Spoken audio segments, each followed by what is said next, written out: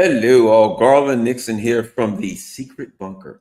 And as you can tell, probably 800 or 900 meters far below the surface of an unknown and unspoken country. And right now, I think we got to talk about the collapse, as it were, of the Trump Ukraine policy. Let's talk.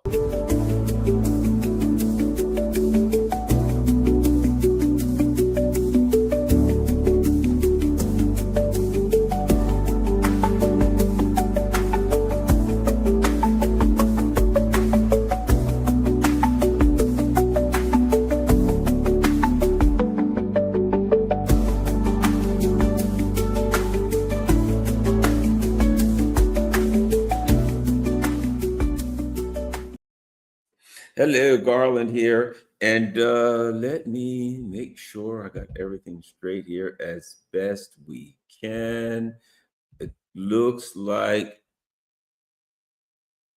I don't know how good our when you're in when you're in a secret bunker, sometimes the connection isn't always as good as you would like it to be. But beats a pickup truck, huh? So let's keep going. So I think what I'm saying here is this. There's two parts of it. There's two ways to put this, well, at least two, but a lot of ways to put this. So the first, my inclination is to say that Donald Trump's Ukraine policy has collapsed. That's one way to put it. But the problem, there is a hole in that. So let's discuss that. The problem was that it implies that he really understood the situation well enough to have Ukraine policy, and I don't think he does. I don't think Donald Trump understands the situation as well as you and I do. We know what the story is here, right? We understand that ultimately that this is as is every action against any country by the U.S. empire and its vassals, allies, whatever you want to call them. This is a regime change operation. It's always a regime change operation. There are people saying, "Will Trump get involved in regime change wars?" There are only two kind of countries that the U.S. empire looks at. That is countries that it has overtaken, overthrown, and controls, and countries that it intends to control. That's the only two countries that it is occupying. It has bases there. It has puppet leaders, and it is extracting their wealth and their resources and using them as proxies against other countries. That's Section A. Section B is the countries that it's using these tools to attack. That's it. That's it. And so Donald Trump, to me, doesn't have the detailed understanding of the empire to really get that. And so he's trying to play some kind of a foreign policy game where the US is doing something different. Now, what Donald Trump is trying to do, he's trying to play the game as though the US empire is some kind of a business. And this is a corporate game. Well, the fact of the matter is this: he's not a great businessman anyway. Come on, man. His dad left him like 21,000 apartments. The idea that somebody leaves you a fortune in real estate and you're a great businessman, that doesn't mean you're a great businessman. It means that your economic future was decided at the birth canal. So let's not try to pretend that Donald Trump's some kind of a great businessman because he's rich. You know what I mean? There's this mindset: Donald Trump's rich. He's got the Trump empire and all this stuff. Therefore, he's brilliant. No, that doesn't mean that he's brilliant. You have to demonstrate that you're brilliant. If you're born with something or other, let's say your father was a great physicist, one of the greatest nuclear physicists that ever lived. That doesn't mean that you're a great nuclear physicist. It doesn't mean that you're a scientist. It doesn't mean anything about you. It implies that you have your father's genetic code, and it is possible that if the circumstances are right and your genetic code falls just right and everything happens just right, that you could build on his success. But it doesn't mean beyond a reasonable doubt to a moral certainty that that's going to happen. So Donald Trump is a guy who was born rich, is a guy who seems to have some, I would call them learning disabilities, some OCD, some ADD, whatever you want to call them. And I have issues about what we call disabilities anyway. But whatever the case, Donald Trump is a unique individual, but he certainly is not a great businessman, in my opinion. Has he had business success? First of all, let me say this: in a neoliberal country, if you are born rich, there is no excuse that you should not stay rich, because every tax code, every business code, everything is set up to keep the wealthy and to help them get wealthier. The whole game is rigged for you if you're rich in a neoliberal country. So there's no excuse for you not staying rich and getting richer. If you don't stay rich and get richer, then you're a putz, because the game is rigged for you. So let's not talk about Donald Trump like he's some guy who started from the bottom and, and now he's here kind of guy. No, he's just a guy who was born rich and he's still rich. That's all we know about him. He was born rich and he's still rich. Now, he came into a field where I don't believe that he was very knowledgeable, which is politics. And he was there for 4 years. He was under complete assault by the empire because they had plans. The plan was that Hillary Clinton was going to come in. They had overthrown Ukraine. Excuse me for yawning. They had overthrown Ukraine. And Donald Trump, was supposed to just be, they had the Pied Piper theory. Hillary Clinton and her people set Trump up. They wanted to run against him because he'd be easy to beat. Well, they underestimated the political instability in America.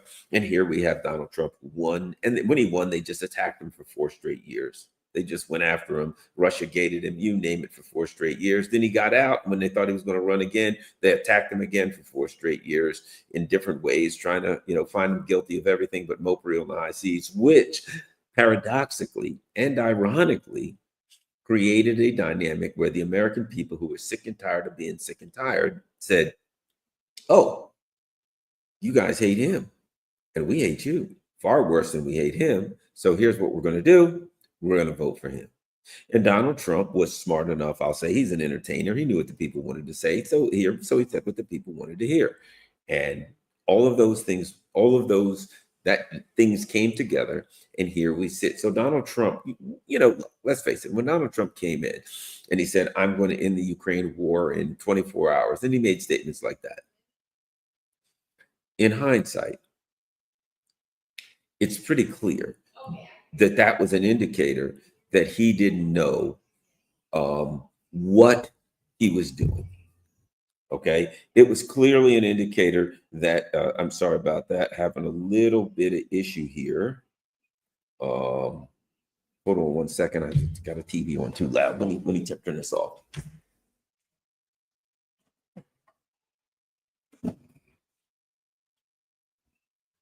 Sorry about that. I had my TV on in the other room, left it on in the bedroom, and it was distracting me. I apologize. Let me tell you, these secret bunkers can really throw you off. Anyway, so here we are. Donald Trump is president. He came in, within 24 hours. But the things that he was saying kind of should have demonstrated 2 things. Number one, he didn't really understand what he was involved in. He didn't understand the background. He didn't understand the long-term plan. Number 2, 3 things really. He had no grasp on international geopolitics and no real understanding of how the Russians viewed this conflict. And last but not least, he's not saying things because he believes they're true. He's not saying things because he believes that he can do them. He is an entertainer, and Donald Trump says things for effect. And how many times has he done that? He's like, yes, I'm going to do it in 24 hours, end it in 24 hours. When people are like, you said you were going to end it in 24 hours, which is their mistake.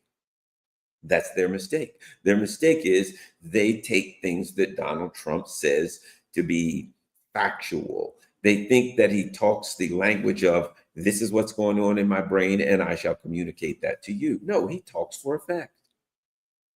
And it's like, I'm going to end it in 24 hours. All he meant was, I'm going to end it soon.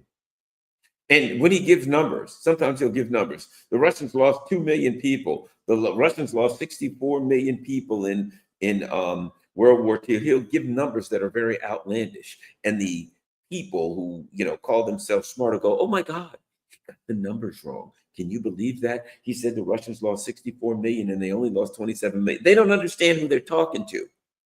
That's not the way Donald Trump thinks, and that's not the way he communicates. He doesn't say that to get the numbers correct. He doesn't care what the numbers are. Here's what Donald Trump meant. The Russians lost a lot of people.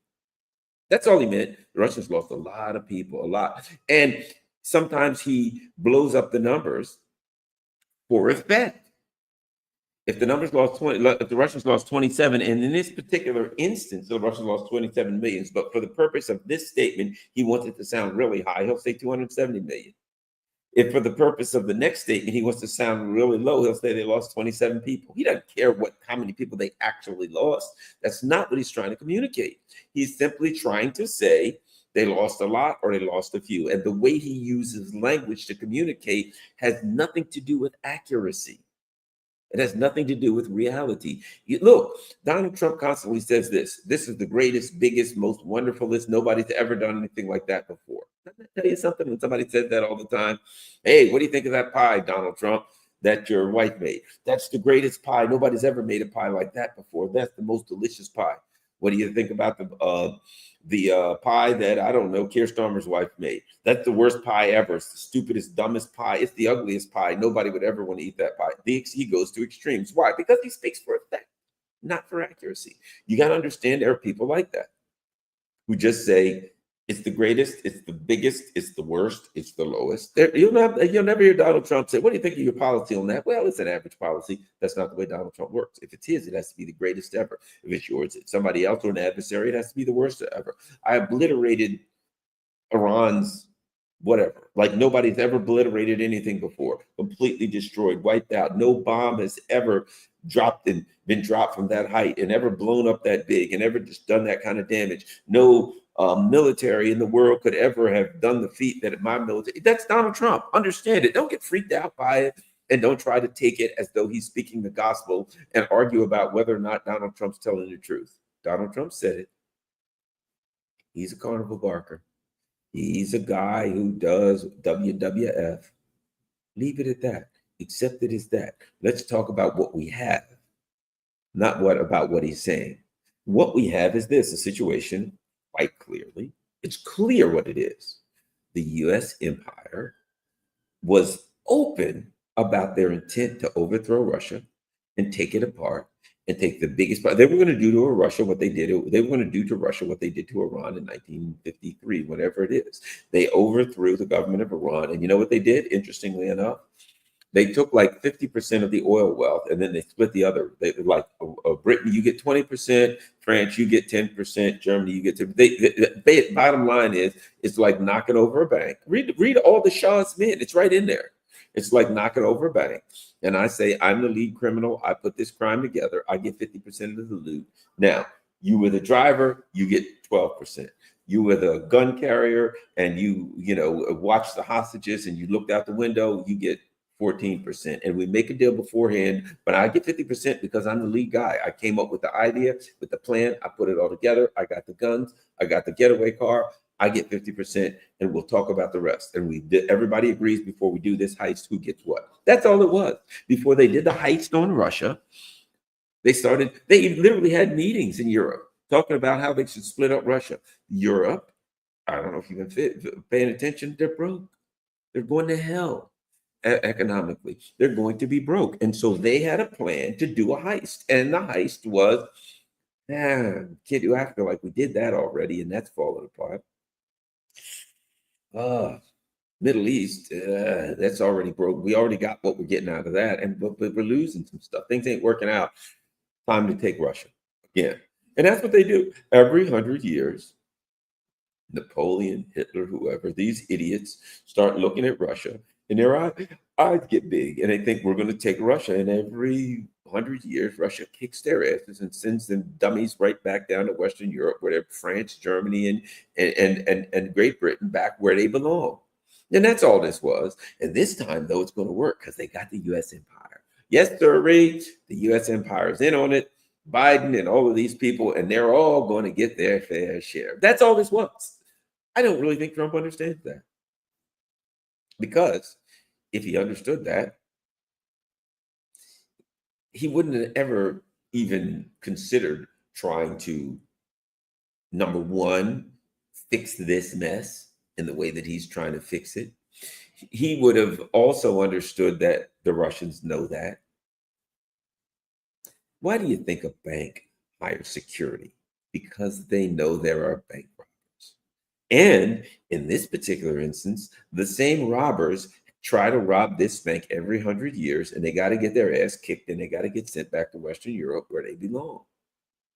The ruling elite in these countries run their country into hell economically every 100 or so years. And that's when they say, we got to go steal what Russia has, and Russia sends them home with their tail between their legs. That's all this is.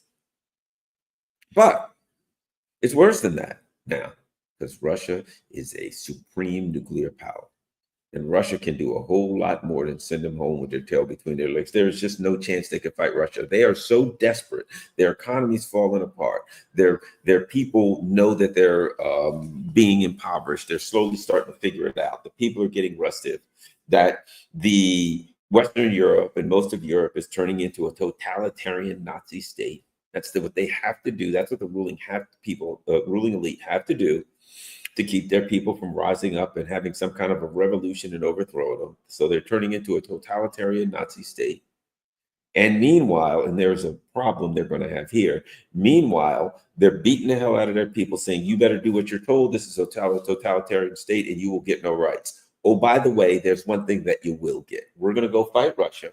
We're going to put a uniform on you and you get to go over there and die. Every last one of you. Because not only are we stupid, we're incompetent and desperate. And we want to send you over there to fight Russia, hoping that we can unseat Russia from all of those natural resources and then go on about our merry way. Hooray, doesn't that just sound wonderful? Well, it sounds wonderful to them, but it'll never work. And it's too late. And God, it's hard for me at times to even conceive of how stupid the ruling elite of Europe are, of how evil and just plain stupid. You know what it reminds me of? I'll tell you what it reminds me of. There was a book I read called The Something Axis, the American Axis. And anyway, it was about people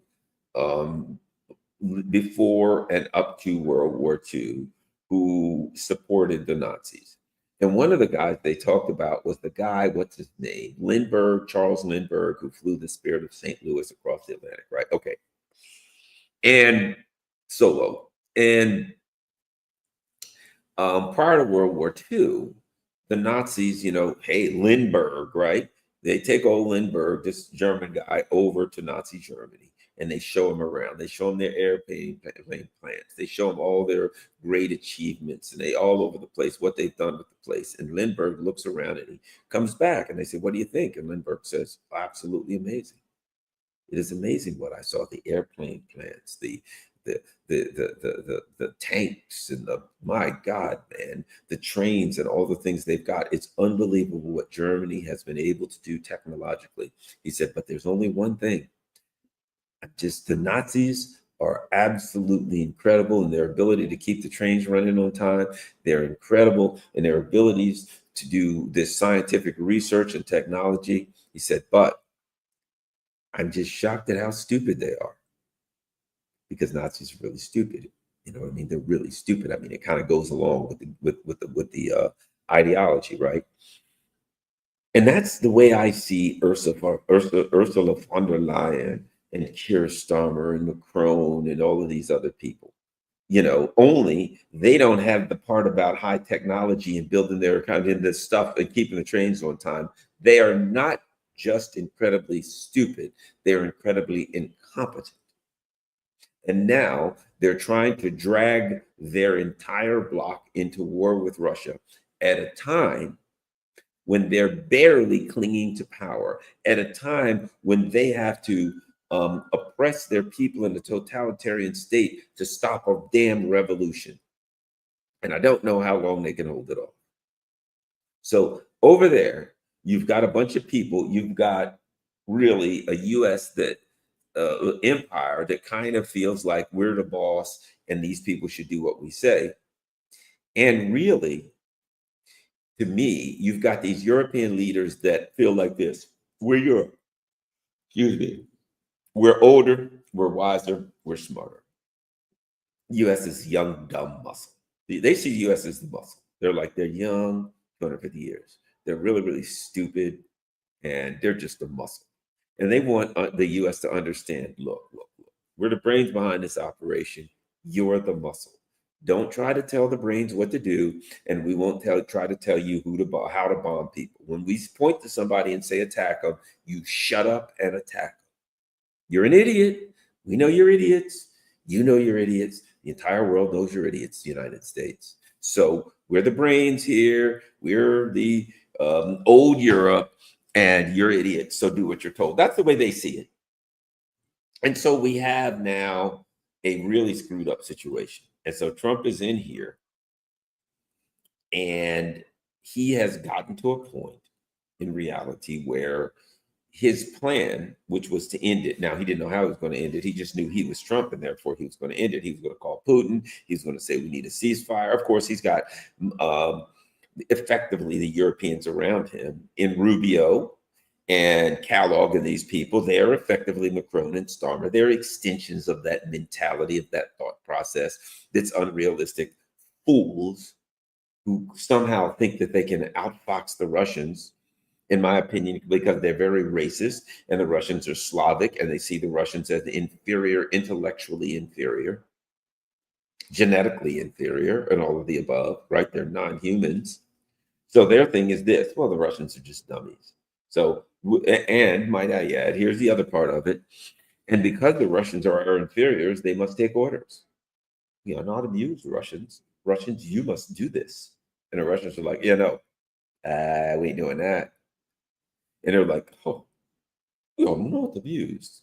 You will take orders from us, you little Slavs, and you'll do what you're told. And the Russians were like, yeah, well, I got an Iskander missile that says that ain't so. So enjoy yourself.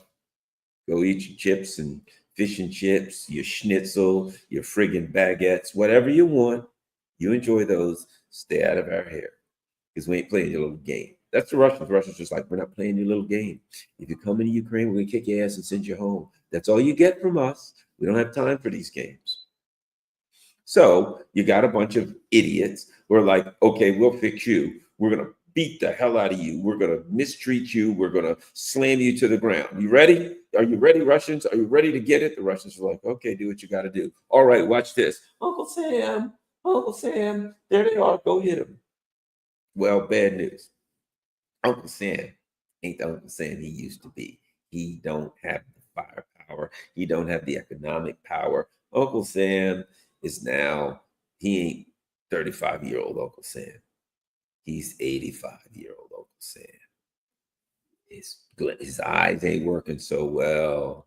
Hey, Uncle Sam, hit Putin. Putin? Huh? What'd you say? Fruit? You want some fruit? I don't like fruit. Sam, go over there. Fight the Russians. Russian? Where are you rushing to? There's nothing. We got time. Why you young whippersnappers are always rushing all over the place? No, I'm sorry. Uncle Sam has dementia. His eyes are shot. His ears are shot. His prostate has given out on him. I'm sorry. You can't sick Uncle Sam on the Russians. He just ain't got the horsepower that he once said. Hey, Uncle Sam, go get the Russians. The who's? The Russians? No firepower from Uncle Sam. Uncle Sam's running out of he's running out of missiles. He's running out of money. He's running out of time. And now Donald Trump, he's got Donald Trump. Let's add this. Let's say we got to say this too about Donald Trump's great, brilliant strategy for Ukraine, or the lack thereof.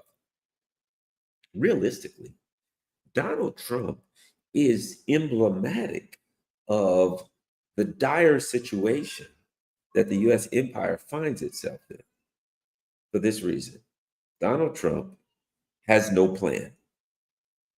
Whatever plan he had was to call Putin and, quote, work out a deal. That was his only plan. Think about this. I'm going to call Putin and I'm going to work out a deal. You know what that's like me saying? You know what? I'm going to move to Monaco and have a Lamborghini and a supermodel girlfriend. That's what I'm going to do. Some 25-year-old guy. What are you going to do, 25-year-old guy? I'm going to move to Monaco and I'm going to have a suit in Dubai. I'm going to have a house in Dubai. And then I'm going to have a Lamborghini and a supermodel girlfriend. Oh, wow, that's great. How are you going to do that? Okay. First of all, somehow I'm going to get $1 billion. Then I worked that out. But then when I get the $1 billion, I'll get a Lamborghini. Once I get the Lamborghini, I mean, the supermodel girlfriend and $1 billion, that's given, right? But I, have worked out the billion, but that's coming. That's pretty much where we are. That was pretty much his plan. I'm going to call Putin and get a deal. Just like that, a deal. Hey, Putin, can I get a deal? And what does Putin say? What do the Russians say? Not just Putin. What do the Russians say? Putin dropped dead tomorrow. What do the Russians say? The Russians say, quite simply, listen up, guys. We need to address the root causes.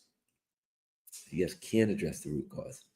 And Russia knows it because the root cause is the US empire is crumbling, falling apart. And now the US empire wants to overthrow the government of Russia and take all its stuff. So Russia has to say the root causes because Russia can't really come out and say, we got to address the fact that you're lying about everything and you want to overthrow our country and steal our stuff. That's the root causes. So Russia just says the root causes rather than saying exactly what they are. Now, Russia will say the root causes. The Russian will say the things that imply the root causes. Hey, NATO's been moving to our border. Okay, that's the root cause, but it ain't really. Is it, Russia? It ain't really. See, in a way, Russia has to get a little more down and dirty, but first they got to beat the hell out of the West in order to get down and dirty, because Russia has to say this. NATO's moving to our border. Is that the root cause? No, we can go a level below that. Why is NATO moving to your border? Because they want to overthrow your country and take all your stuff and genocide your people and all of those things that they so enjoy doing. That's why they're doing that. And why are they doing that? Because the US empire is crumbling, because this late stage capitalism that seems to be falling apart, neoliberalism, I don't care how you put it, it is a self-serving racket where we do not have industry anymore. We have derivatives. We have asset-backed securities. We have magical financial tools that were invented on Wall Street and in the city of London so that they can make up ways to make up money. They can use money that doesn't exist to make money that doesn't exist, or they could just print it. Hey, what do you do? Federal Reserve, I want you to invent $1 trillion. Sure. Somebody open that program and put some zeros in there. There's $1 trillion. Where countries, banks, there was one of the banks that collapsed recently. It was a Silicon Valley Bank. You know what happened? Here's something interesting. If you want to know why the U.S. Financial system is crumbling, here's what SVB, Silicon Valley Bank, did. Very, very interesting. They could loan out 20 to 1. For every dollar they had, they could loan out $20. We like see a problem with that, right? Because they don't have it. They don't have the money should they ever be called for their money. But, okay. So here's what they would do. Garland Nixon, you want to start a program? Do you want to start a company? Yes, I do. Would you like us to loan you $1 billion? Yes, I would. Great, we'll loan you $1 billion. Now you got to keep it in our bank. Okay, sure. I'll use it for a startup. They then say, okay, well, here's what we're going to do, Garland Nixon. We're going to open an account in your name in our bank, and we're going to deposit $1 billion in that. We're loaning you that for the startup, right? Correct.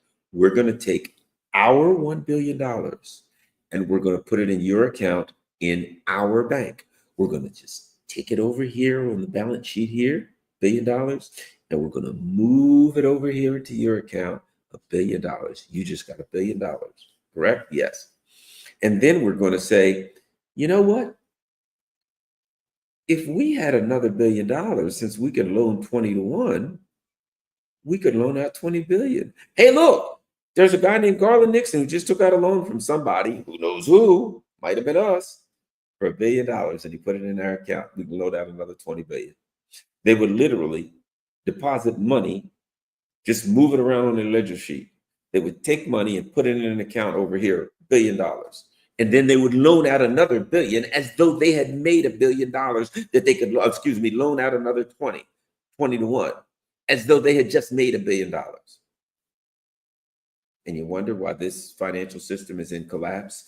The whole thing was a fraud. The whole thing was a scam from front to back, top to bottom.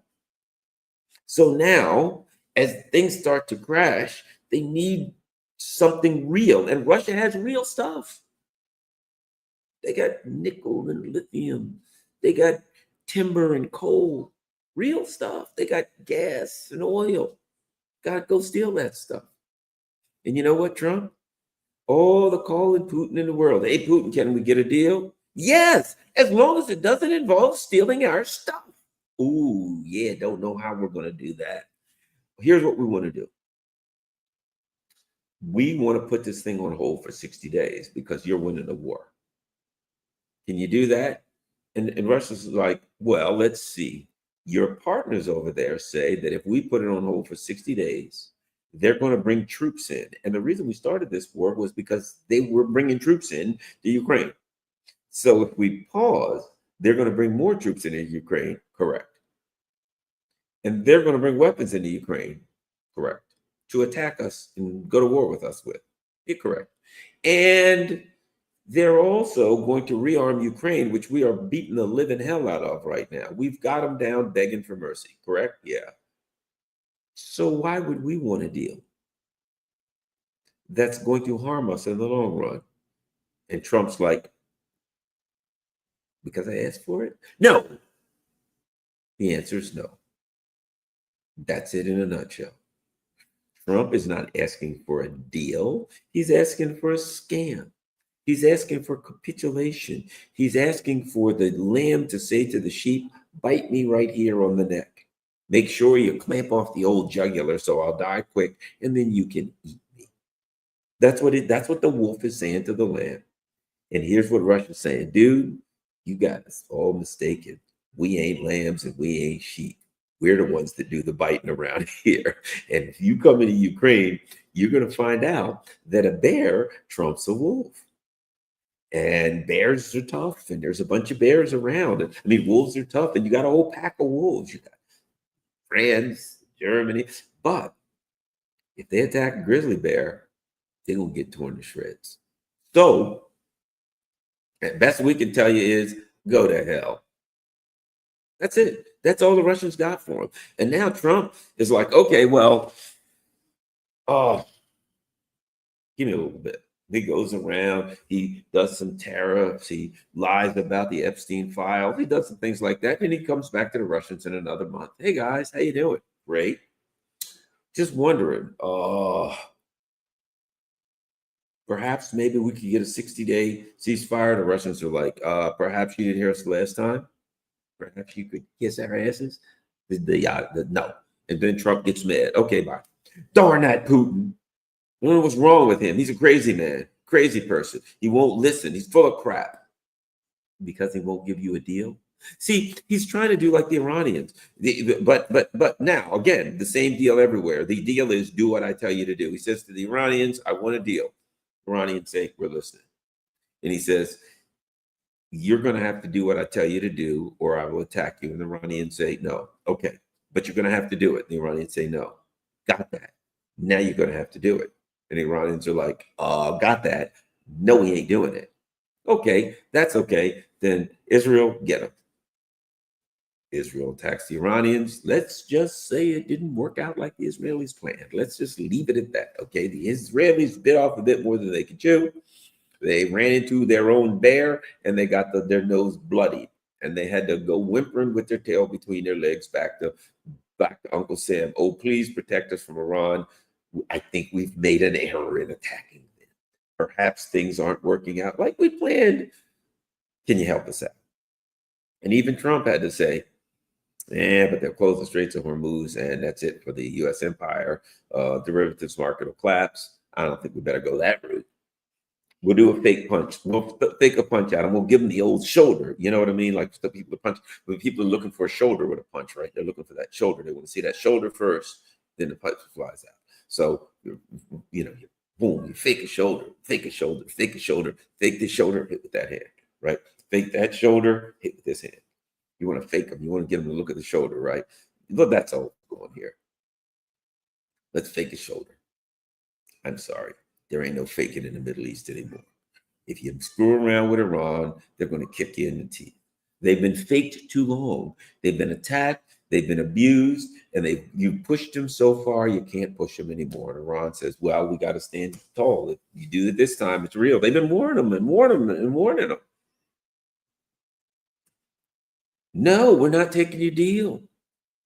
And so now they sent their little attack dogs. They got kicked in the teeth, and now Trump is at a standoff. What is he going to say next? These Iranians are crazy. It won't get me a deal. Let's be honest about it. Trump, the U.S. empire's Iran policy has collapsed also.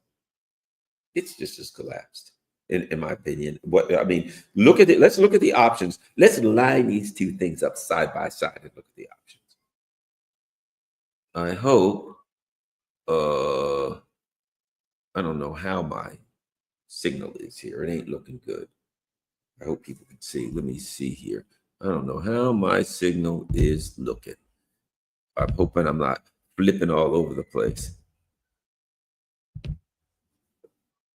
Well, it's okay.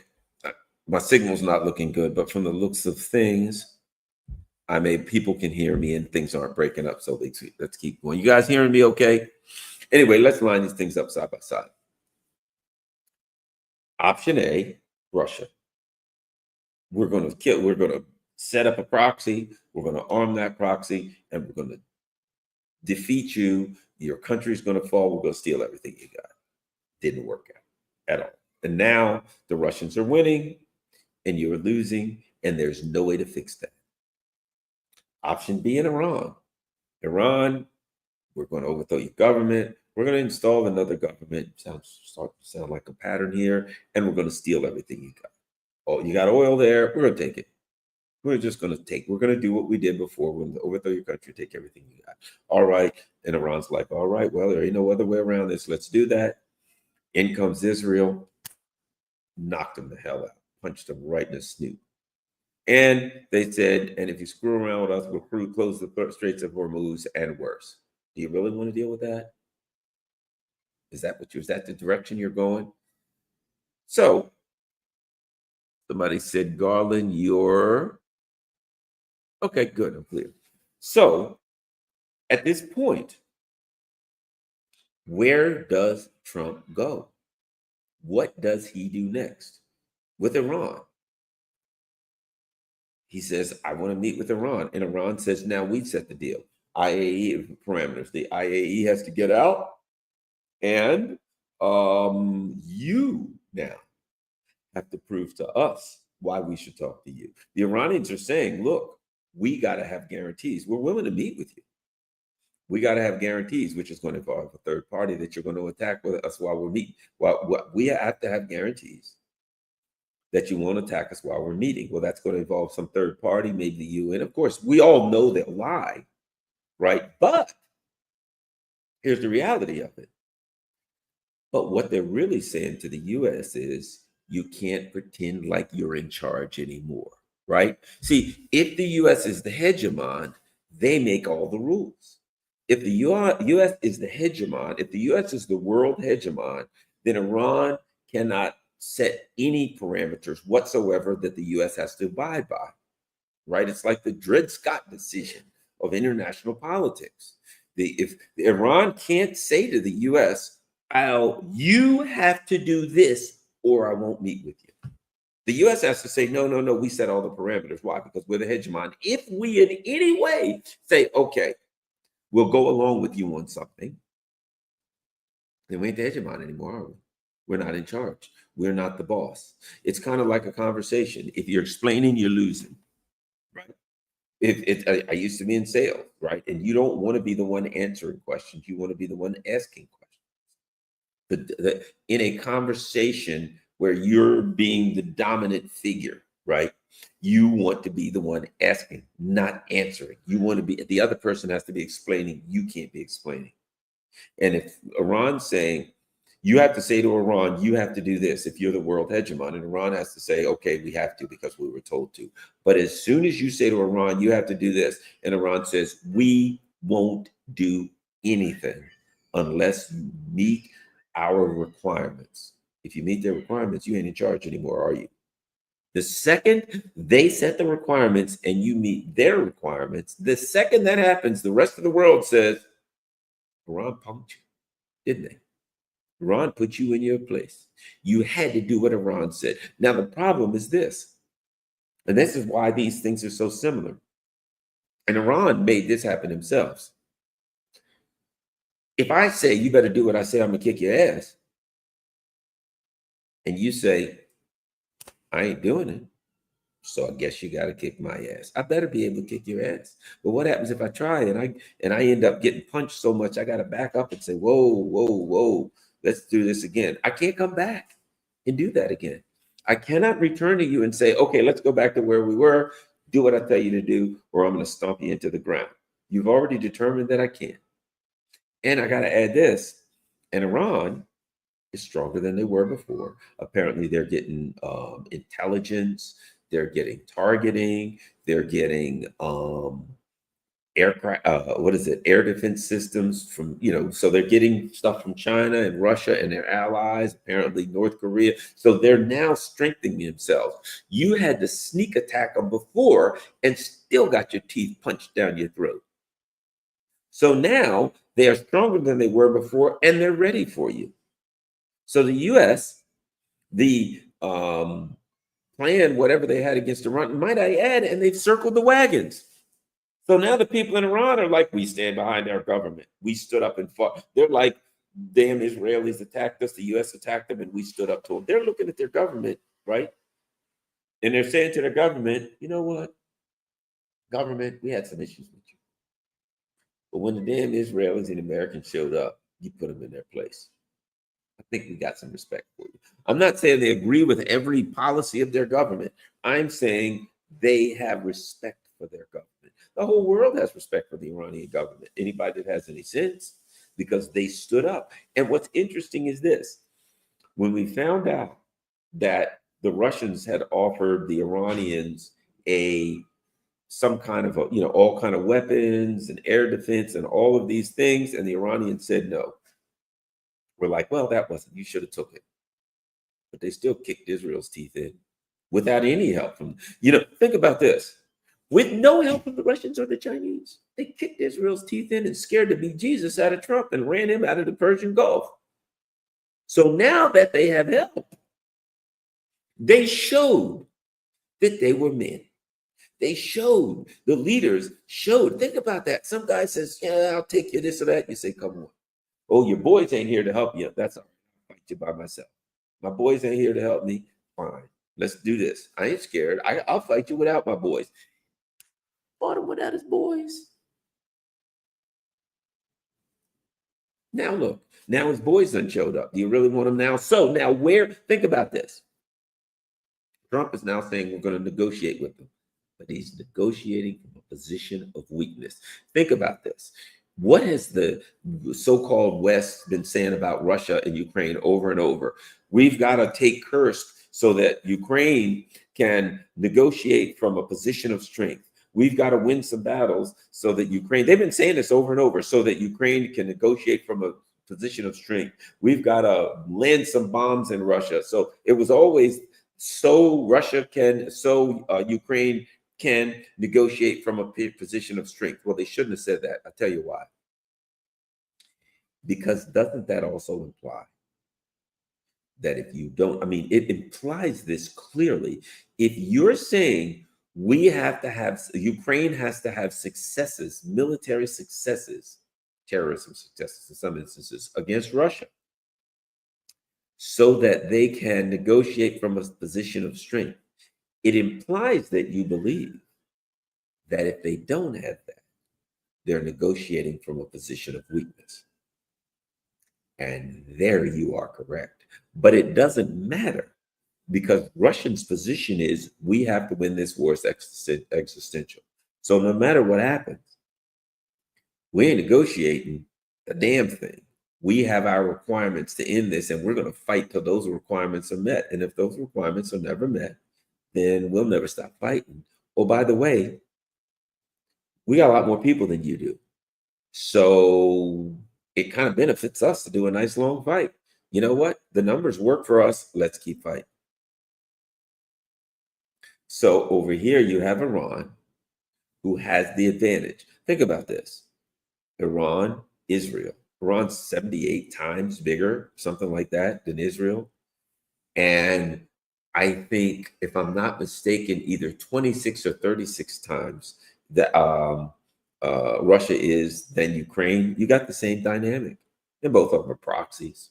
These are both proxy wars for the US empire. And both of them have already been lost. Their proxy has already been defeated.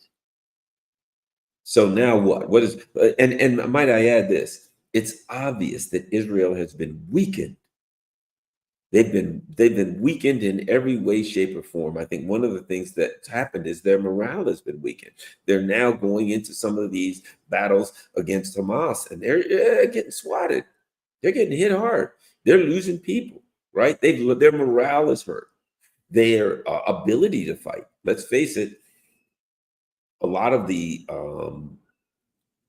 industry that they use to make their tanks and weapons and missiles and things is rubble. Where are they going to get this stuff that they make? Rubble. Israel's in a bad situation. A lot of their airfields, their military bases, rubble. So what are they? Now think about this. Are they going to rebuild them and then go back and fight Iran again? I keep saying this, 12 days. On the first day of a fight with Iran, a missile said to be, boom. That's what it said. Kablooey.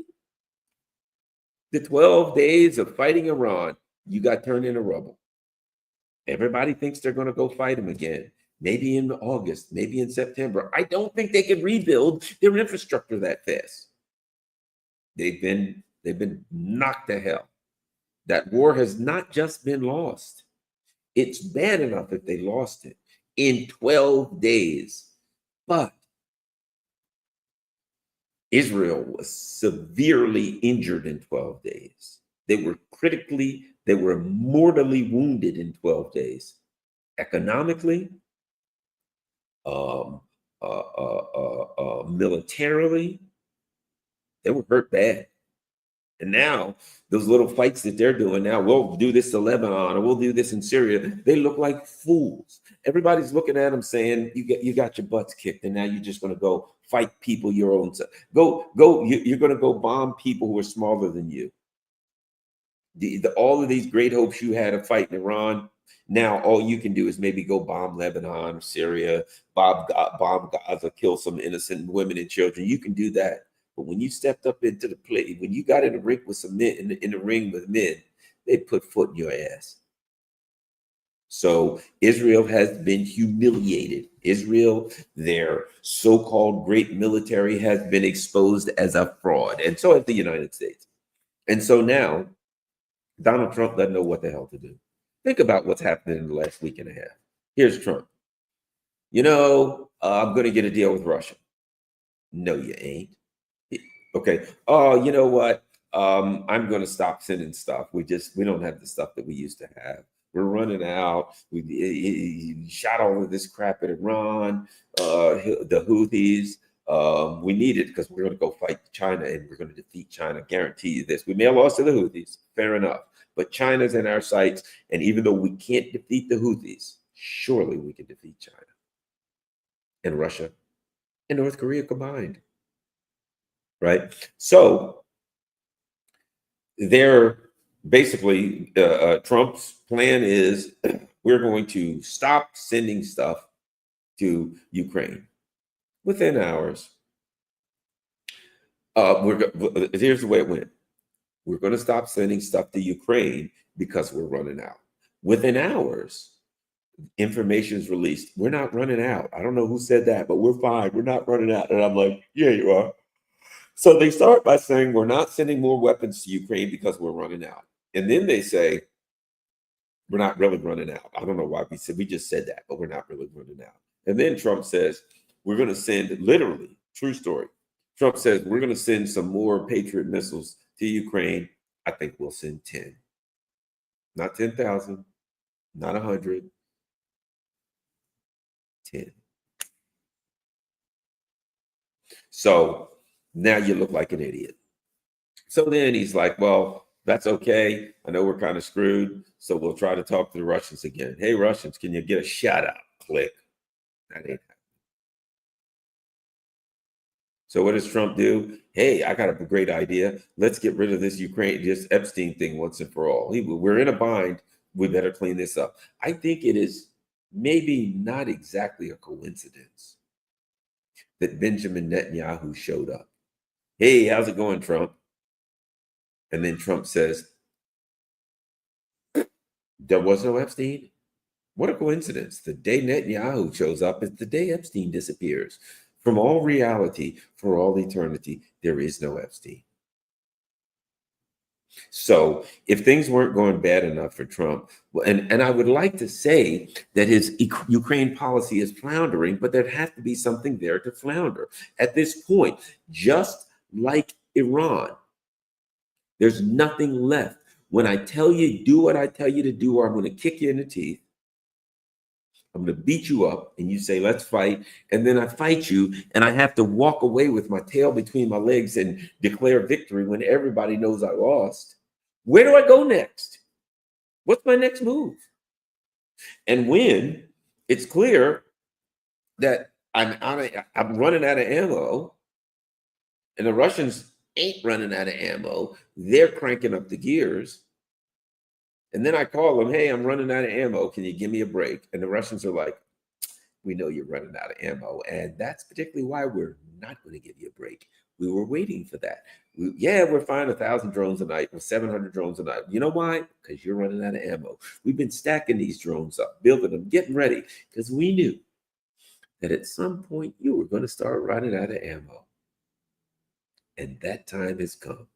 And now that time has come, we're going to use all these extra drones we got laying around because you ain't got no way to shoot them down. And you're calling us saying, I have no way, that I started a proxy war trying to destroy you. And now my proxy is lying on the ground begging for mercy. And I'm calling you asking for mercy. There ain't no mercy to be found in the Kremlin. There's no mercy to be found in Red Square. It's not the way the Russians do war. It's not the way anybody does war. And then Trump, what's with Putin killing all of these people? He's crazy. I just got to tell you, Trump, I was never a history major. I never studied war, but here's what I think.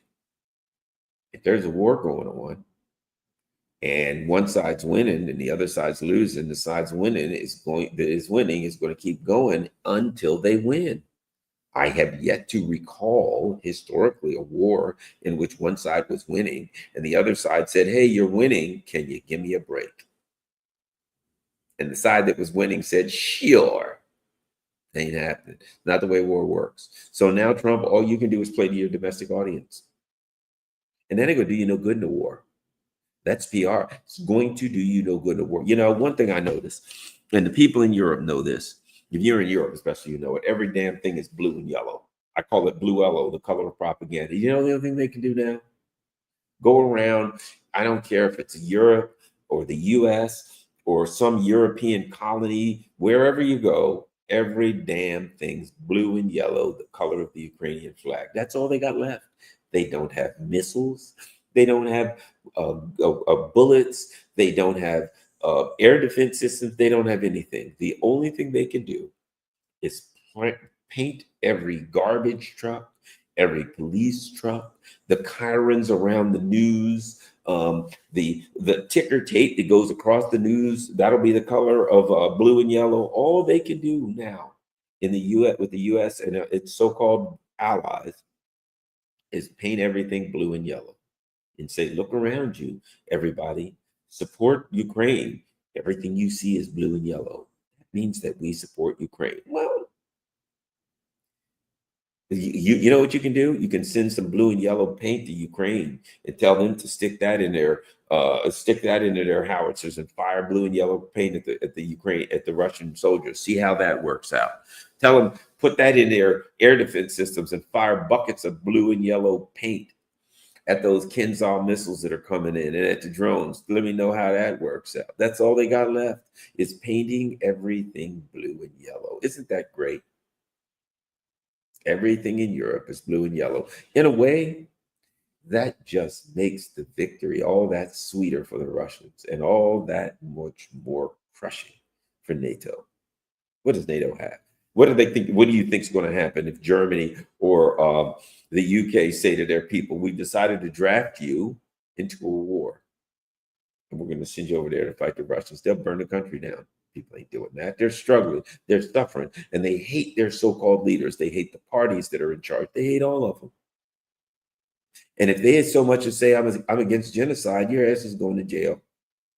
They're going to outlaw you as a terrorist for saying, I'm opposed to genocide. An anti-Semitic terrorist, if you just say, I'm opposed to genocide, and you think you're going to drag those people into war with Russia to fight for what? To fight for the people that are committing a genocide and locking them up?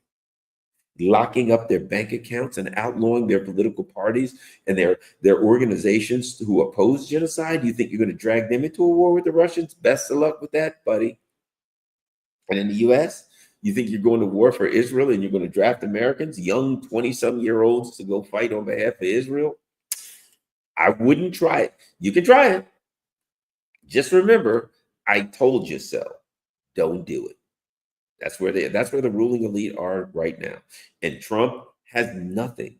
Once you threaten, you better be able to come up with something. What is and the only way Trump knows how to influence behavior is through threats and intimidation. That's it. There are people who try to influence other people. As a salesman, I can always tell you how to influence other people. WIIFM, what's in it for me? If you're a young man and you meet a young lady and you're like, hey, she could be the woman of my dreams. I'd like to marry her and have 2.5 kids and a minivan. You're a 25-year-old young guy. You're feeling good, and you see this beautiful woman. And you're like, that's the woman right there. Oh my God, she's walking down the street. Let's say you're in Paris. She's got a ponytail and a baguette. You walk up to her. Don't walk up to her and say, hey, you should marry me because I'll be happy. Walk up and tell her what you have to offer her. Hey, can I help you carry your baguette? What's in it for her? WIIFM. At this point, Trump has nothing to offer the Russians. He has nothing to offer the Iranians. You know what? If you get on the woman's nerves bad enough, one thing you have to offer her, getting out of her life. Hey, what can I do for you? You can leave me alone and get out of my life, you jerk. Some point, some relationships, some women get to that point where the guy's such a jerk. The only thing he can do for them is get out of their life and stay out of it. That's all the Russians are really asking. I want you to get off my borders. I want you to get out of Ukraine. I want you to get out of the Caucasus. I want you to get the hell out off my, leave me alone. That's all you can do for me. What kind of deal's Trump going to get? Hey, what do you want, Vladimir Putin? I want you to get the hell out of my neighborhood and leave me alone.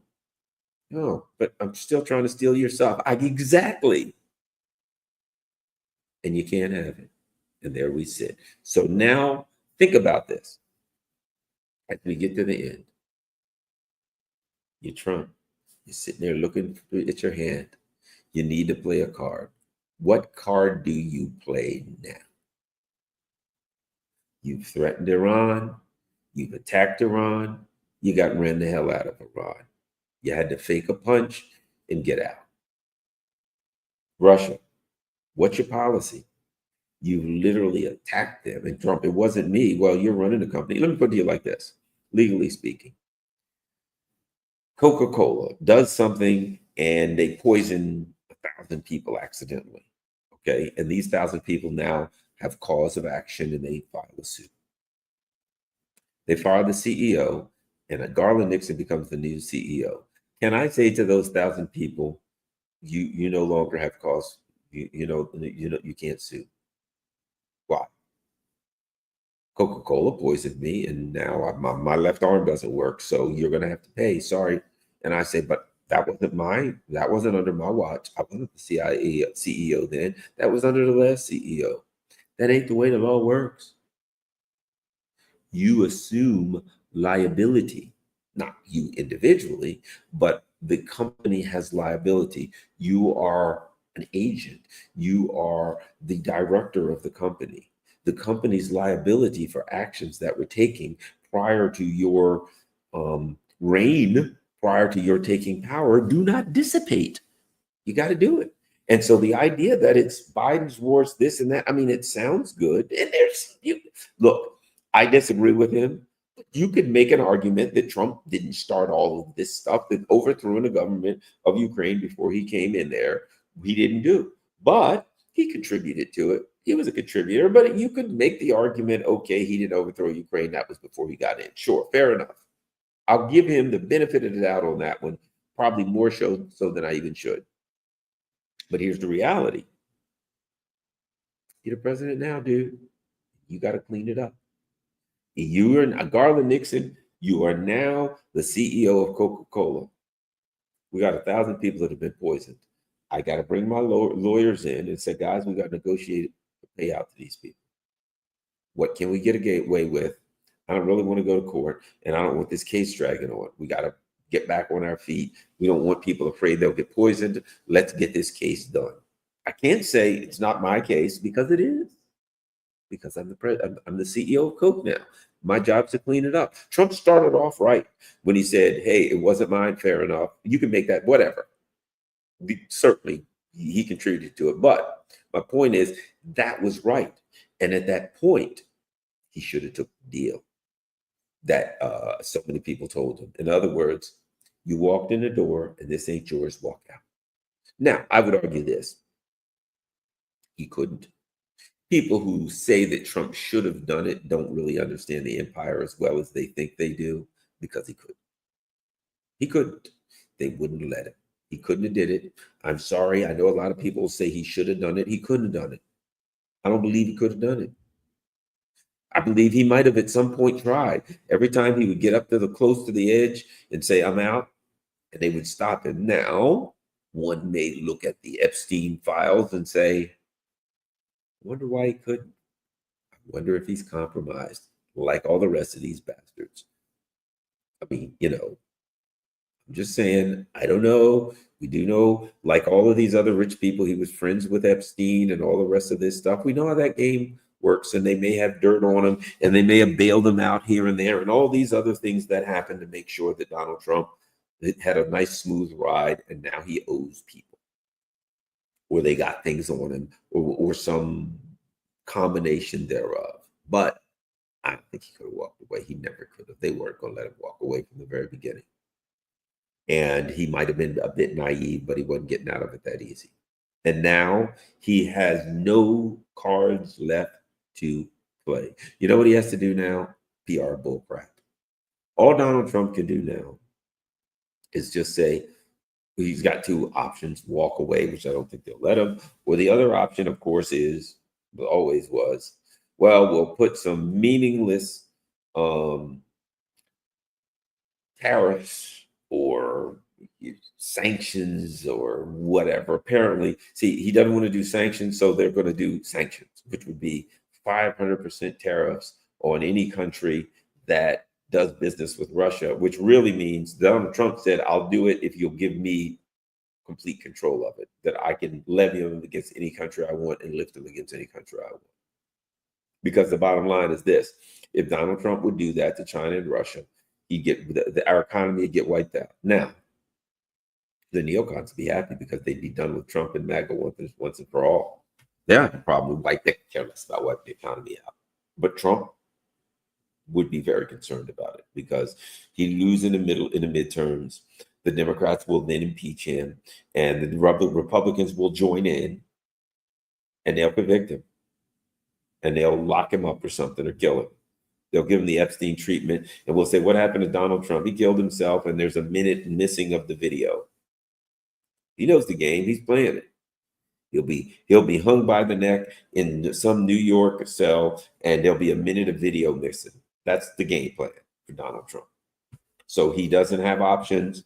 He's now going to try to duck out. And what the thing about it is the whole empire has to duck out because they don't have the stuff to give them. Now, Donald Trump is also saying, this is hilarious. Last thing Donald Trump saying, the Europeans are going to take this over. And here's what Trump said. The Europeans are going to buy weapons from us at full price.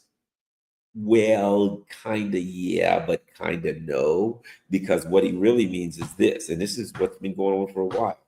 The Europeans are going to say to the US, we want X amount of missiles. And the US is going to say, well, okay, we'll sell them to you now. Here's how much, 500 million. We'll take the 500 million now. As they come off the assembly line, they will be delivered. Really, at this point, when do you project them to come off the assembly line? 2029, if things work out well.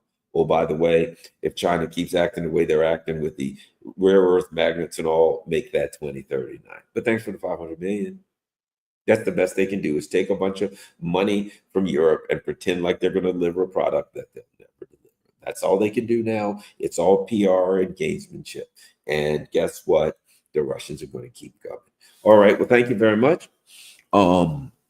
I am continuing to hide 800 meters below solid granite in a faraway country in a highly secure bunker. And I want to thank everybody for listening to me. Well, maybe that's what caused my, that is what caused me not to have such great reception all the time. You know, when you're down in a bunker like this. Sometimes, let me just see. I don't see any. No, okay. No super chats, which is fine. Just wanted to make sure that if there were super chats that I dealt with them and spoke about them and put them up on the screen. Thanks, everybody. As you can tell, it's life in the bunker is rough, so I'm pretty tired. So if I'm stumbling around and bumbling and my mind ain't working as well as it should, then I guess everything's normal, because it never works as well as it should. But I'm tired. At any rate, thanks a lot, you all. Share this on all social media platforms. Follow me on Rockford. Follow me on Rumble. And, of course, if you can afford it, Patreon. Buy me a coffee. Cash App. Or one of those things if you can afford it. If you can't, follow me on Substack. And of course, there's my P.O. box. You can mail a donation. You can mail a letter. You can mail a card. You can mail a book, a magazine, whatever you want is highly appreciated. And when I get back, I'm going to read them all. I'm looking forward to that. Okay, let's see what we got. According to Albert Witch Wiggler, you do great work. Wish it could be more. Thank you very much. Well, you know, I'm away in a bunker, so I'll be back next Thursday. So hopefully we'll get fired up again then. How about that? Meanwhile, this is Tales from the Bunker. Thanks a lot, everybody. As I said, most importantly, even if you can't afford to donate, that's fine. Certainly understand that people are trying to struggle to make it. However, you can still share this on all your social media platforms. I'm out.